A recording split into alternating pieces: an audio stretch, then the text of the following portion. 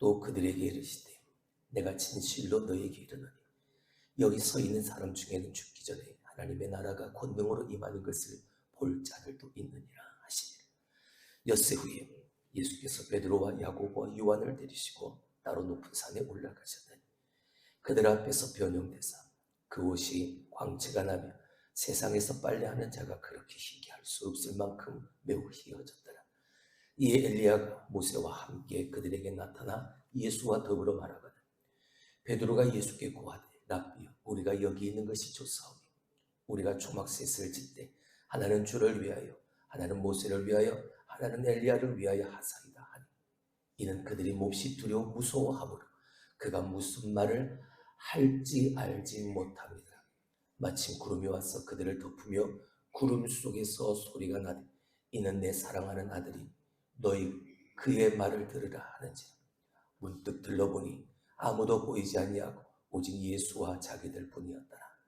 그들이 산에서 내려올 때에 예수께서 경고하시되 인자가 죽은 자 가운데서 살아날 때까지는 보는 것을 아무에게도 이르지 말라 하시니 그들이 이 말씀을 마음에 두며 소롱문의하되 죽은 자 가운데서 살아나는 것이 무엇일까 하고 이에 예수께 묻자와 이르되 어찌하여 서기관들이 엘리야가 먼저 와야 하리라 하나이까. 이르시되 엘리야가 과연 먼저 와서 모든 것을 회복하거니와 어찌 인자에 대하여 기록하기를 많은 고난을 받고 멸시를 당하리라 하였느냐. 그러나 내가 너희에게 이르노니 엘리야가 왔으되 기록된 바와 같이 사람들이 함부로 대우하였느니라 하시니라. 아멘. 등산을 좋아하는 사람들의 말을 들어보면 산은 내려오기 위해 올라간다 라고 말을 하죠. 아무리 힘겹게 산을 오르지만 그 산 위 정상에 머물러 사는 사람은 자연인밖에 없습니다. 산에 올라간 사람은 반드시 내려옵니다. 그 산이 내 삶의 터전이 아니기 때문에 내 삶의 자리로 반드시 내려옵니다. 아무리 높은 산이라 할지라도 장엄한 풍경을 가지고 있는 대단한 산이라 할지라도 오른 사람은 반드시 내려옵니다. 내려오지 않는다면 아무 의미가 없죠. 에베레스트 산도 정상을 찍고 반드시 내려옵니다. 내려온 그 사람에게 에베레스트 산을 더 정복했다는 박수를 받게 됩니다. 내려오지 않으면 아무 의미가 없습니다. 산에서 내려왔을 때 비로소 그 성취들을 다른 이들과 함께 나눌 수 있기 때문인 겁니다. 산에서 배운 원리들을 내가 살아가는 내 삶의 자리에서 이 인생의 길에서 구현해야 하기 때문인 거죠. 오늘 본문에서 우리는 내려와야 하는 산에 오르신 예수님 그리고 그 예수님과 함께한 제자들의 모습을 우리는 봅니다. 우리가 읽었던 1절 말씀처럼 내가 진실로 너희에게 이르노니 여기 서 있는 사람 중에는 죽기 전에 하나님의 나라가 권능으로 임하는 것을 볼 자들도 있느니라. 뭐가 부끄럽냐? 예수 그리스도의 십자가의 죽음, 고난과 그 십자가의 죽음, 그리고 부활을 선포하신 그 자리에서 사탄아 내 뒤로 물러가라 라고 말을 꾸지람을 들을 수밖에 없었던 베드로를 비롯한 제자들의 그 마음. 예수님이 죽는다, 고난당한다 말씀하신 건 내가 실패한다, 실패의 모습을 말씀하신 게 아닙니다. 내가 죽지만 다시 살아날 것을 말씀하셨지요. 예수 그리스도의 십자가의 고난 그리고 죽음 그 부활은 그 십자가의 예수 그리스도를 믿는 모든 이에게 베푸시는 하나님의 구속적 사역의 경륜이었습니다. 당신의 구원의 계획을 이루시기 위한 과정이었죠. 그래서 예수님은 이 땅에 오셨던 것이고 십자가를 지시고 나를 대신에 죽으셨던 그리고 다시 사셨던 하나님의 말씀대로 그 말씀을 하셨습니다. 그랬더니 제자들이 마음속으로 자기들이 아직 벗어나지 못한 한계와 범위 속에서 그리고 내 발목을 붙잡고 있는 나의 익숙함이 만들어 놓은 그 덫에 걸려서 여전히 유대인들의 사상, 유대인들의 전통을 고집하고 있는 그 마음이 부끄러운 거죠. 창피한 거죠. 내가 해야 할 나의 복음과 나의 말을 부끄러워하는 자들은 나도 하나님 앞에서 그들을 부끄러워하는 우리가 부끄러워해야 할 것은 하나님 예수 그리스도의 그 십자가의 길, 그것이 아니에요. 그 길은 생명의 길이요, 그 길은 영광의 길입니다. 주님은 실패하신 게 아니라 주님은 구원을 이루시기 위해, 주님은 그 귀한 어느 누구도 할 수 없는 하나님이신 그분만이 하실 수 있는 그 일을 하셨다는 것, 그 우리의 자랑입니다.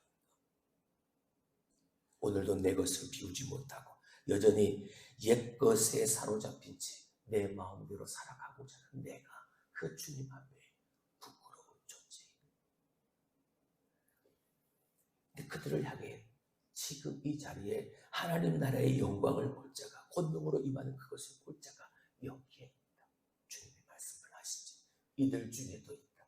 그리고 엿새 지난 후 7일째 되어지는 날 그들 중에 세 사람 베드로와 야고보와 요한을 데리고 하나님 주님은 산에 오르십니다. 그 산에 오르셔서 주님은 변형되시죠. 2절 말씀을 봅니다.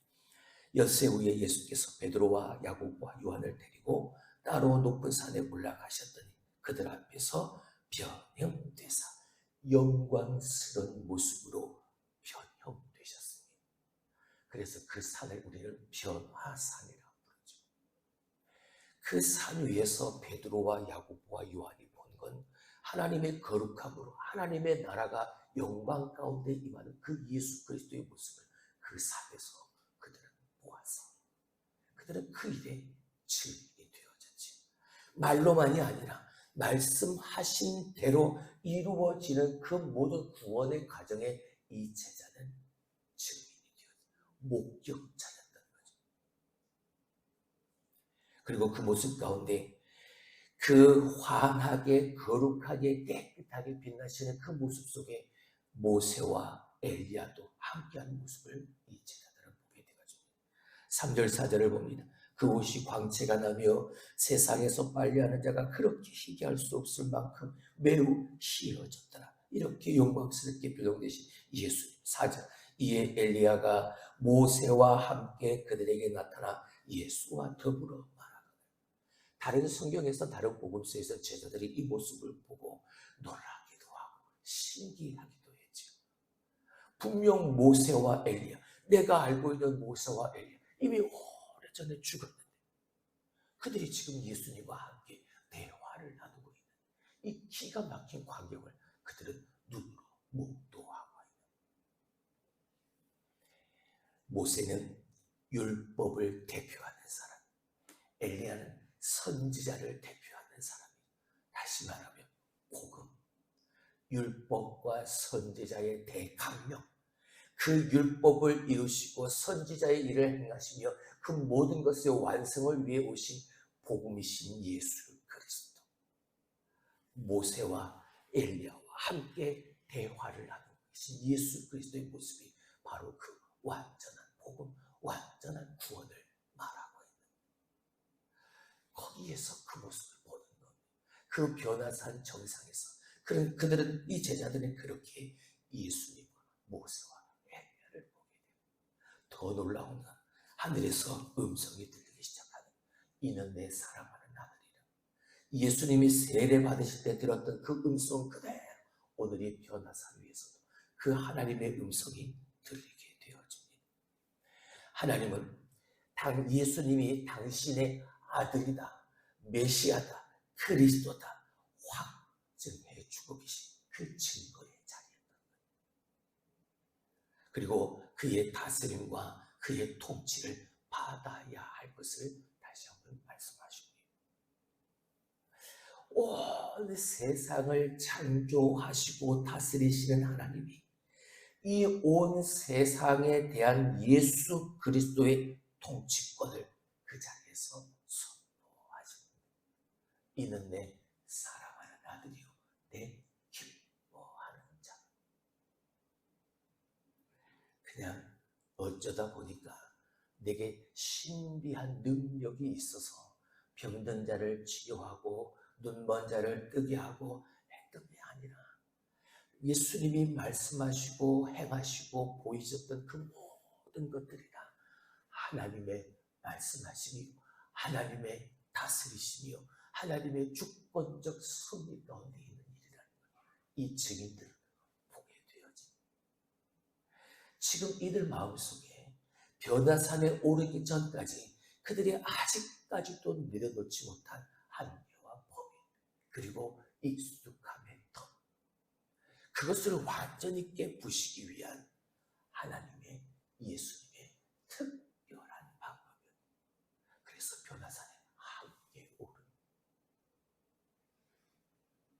그리고 이들은 산에서 내려오게 되어지죠. 자, 그때 5절 말씀을 한번 봅니다. 그 광경을 목격한 베드로가 이렇게 말합니다. 베드로가 예수께 고하되 랍비여, 우리가 여기 있는 것이 좋사오니 우리가 초막셋을 짓되 하나는 주를 위하여, 하나는 모세를 위하여, 하나는 엘리야를 위하여 하사이다 하니 무엇을 말하는지 아직까지도 베드로의 마음속엔 그것을 내려놓지를 못한 그 범위와 한계를 여전히 벗어나지를 못한 율법, 선지자, 모세, 엘리야, 그리스도, 예수 다 그 자리에 있으니까 그 자리가 그렇게 탐이 나는 거, 너무나도 좋아 보이는 거지. 그냥 거기서 계속 있고 싶어. 그래서 여기서 우리가 초막셋을 지고 하나는 주님을 위하여, 하나는 모세를 위하여, 하나는 엘리야를 위하여, 결코 나쁜 게 아니에요. 주님을 위하고 모세를 위하고 엘리야를 위하는 그 모습이 뭐가 나쁩니까? 근데 그 생각을, 그 말을 내어뱉은 그 기본, 그 마음 저 깊은 구석에 아직도 내가 내려놓지 못한, 내 손에 붙들고 있는 익숙함의 터치 문제인 거죠. 넘어서지 못하는 한계와 범위, 그게 아직도 내가 가지고 있는 문제인 거죠. 서두에 말씀을 드렸던 오늘 이 변화산에 주님과 함께 올라간 제자들은 예수님은 내려와야 합니다. 왜? 무엇 때문인가요? 그곳에서 변형되시고 거룩해지시고 영광스러운 모습으로 바뀌어지셨다 해서 그곳에서 예수님을 사실 수 없었어요. 왜요? 내려와셔야 합니다. 왜 내려오셔야 합니까? 그 자리에서, 내려오신 자리에서 주님이 해야 될 일이 있습니다. 무슨 고난 당해야 되고, 버림받아야 되고, 죽어야 하고, 다시 살아나야 할 구원의 과정, 구속적 경륜의 과정이 남아있습니다. 이 일을 이루셔야 반드시 내려오셔야 합니다. 지금 유대인들이 가지고 있는 메시아의 사상, 메시아의 정신, 그것은 그렇게 죽고 그렇게 실패하는 그리스도 메시아는 아니었다. 지금 베드로가 본 건 영광이었죠. 베드로가 본 건 대단한 승리였죠. 그 영광의 자리, 그건 바로 메시아의 자리였다. 근데 주님은 그 영광된 메시아의 자리가 아니라 비참한 십자가의 자리에 내려오셔야만 했다. 그게 넘어서야 할 범위였고 한계였다. 익숙함의 덫을 내어 던져야 되는 그 모습이었다. 오늘 베드로는 여전히 그 자리에서 내가 가지고 있는, 아직도 나를 휩싸고 있는 그 유대인의 사상과 그 정통과 그 정신에서 벗어나지 않고, 그러면서 이렇게 말하는 거죠. 이는 그들이 몹시 무서워함으로 그가 무슨 말을 할지 알지 못함이더라. 이게 무슨 말이냐? 너무나 그 상황이 놀랍고 신기하다 보니까 이 베드로가 제자들이 무슨 말을 해야 할지를 모를 정도가 되어져. 그래서 이 말을 한 거예요. 모세를 위해서, 주를 위해서, 엘리야를 위해서 초막셋을 지으시다. 그러니까 이 6절의 말씀은, 이 마가는 베드로의 이 말을 부정적으로 지금 말하고 있는, 그런 그들에게 하늘에서 음성이 들렸다. 이는 내 사랑하는 아들이요 내 기뻐하는 자라.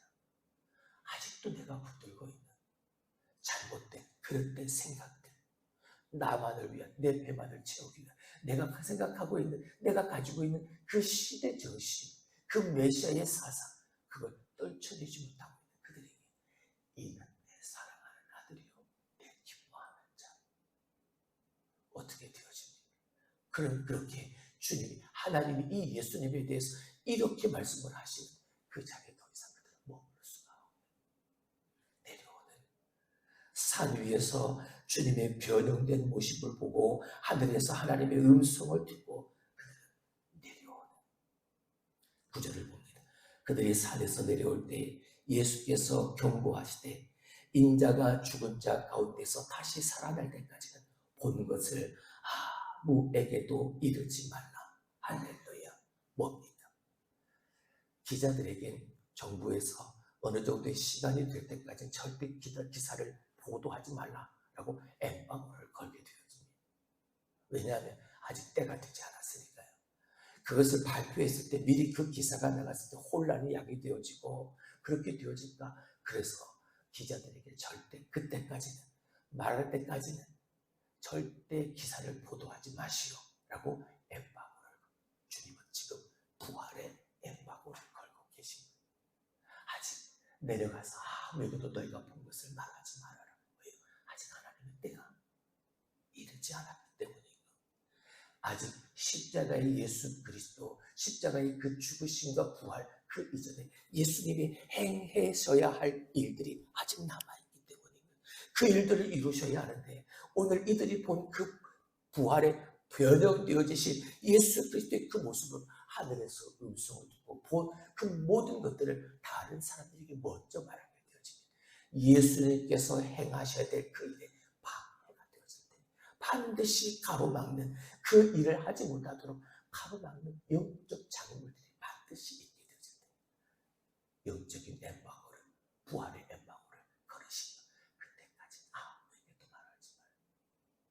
참 사람은 우리는 어리석죠. 참 무지합니다. 지금까지 내가 봤고 내가 들었고 내가 경험했는데 그래도 깨닫지를 못하는 10절을 보죠. 그들이 이 말씀을 마음에 두며 서로 문의하되 죽은 자 가운데서 살아나는 것이 무엇일까? 이미 31절에 그들에게 주님은 먼저 그것을 고지하셨습니다. 많은 사람들이 많은 고난을 받고 바리새인들과 서기관들에게 버림받아져서 죽임을 당하고 사흘 만에 다시 살아나야 할 것을 말씀하셨죠. 그리고 오늘 다시 한번 주님이 보여주셨습니다. 그럼에도 불구하고 죽은 자 가운데서 살아나는 것이 과연 무엇일까? 그들 스스로가 예수님의 그 말을 듣고 서로 수근수근 대고 있는. 그러면서 11절 이에 예수께 묻자와 이르되 어찌하여 서기관들이 엘리야가 먼저 와야 하리라 하나이까? 아직까지도 깨닫지 못해. 근데 주님이 그 질문에 뭐라고 대답하십니까? 엘리야가 이미 왔다. 누구요? 세례 요한이요.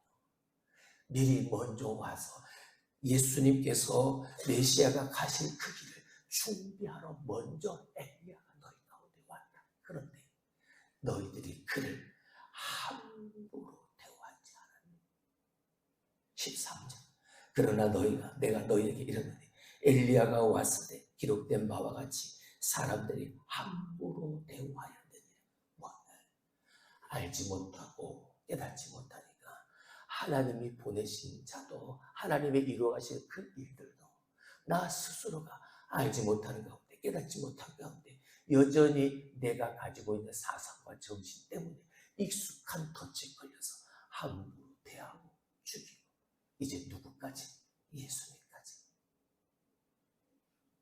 사람들은 메시아의 길을 준비하러 오기 위한 세례 요한도 죽였고 이제 그 메시아 예수 그리스도도 이들은 죽일 겁니다. 제자들도 부활하신 예수님을 증언하는 그 자리에 이들도 고난을 분명 당할 것입니다.